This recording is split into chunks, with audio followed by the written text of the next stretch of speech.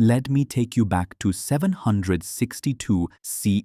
The Abbasid Caliph Al-Mansur stands on the western bank of the Tigris, envisioning something unprecedented. Not just another city, but the round city of peace, Madinat al-Salam. Al-Mansur chose this location with the precision of a master strategist.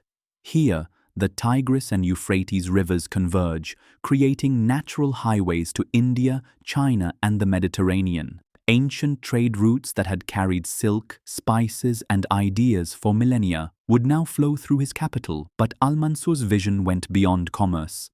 He declared, "I want to make this city a gathering place for the people, the most flourishing city in the world." And by Allah's grace, that's exactly what happened. The city's circular design wasn't just architectural brilliance, it was symbolic. 3 concentric walls protected the caliph's palace at the center, while the city spread outward like ripples of knowledge across the Islamic world.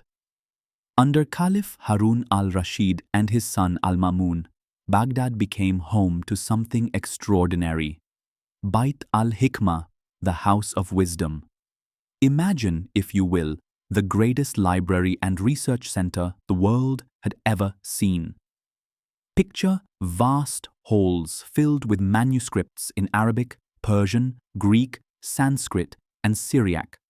Scholars bent over translation tables, carefully rendering the works of Aristotle, Plato, and Ptolemy into Arabic, not just preserving these texts, but improving upon them. The Abbasid caliphs understood something profound. Knowledge has no religion, no nationality.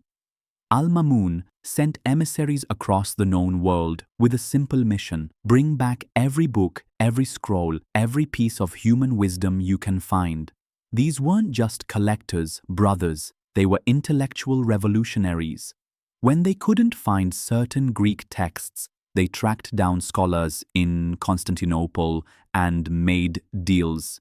Give us your manuscripts and we'll give you gold equal to their weight. Some say Al-Mamun valued books more than treasure, and perhaps he was right. But here's what makes this truly remarkable.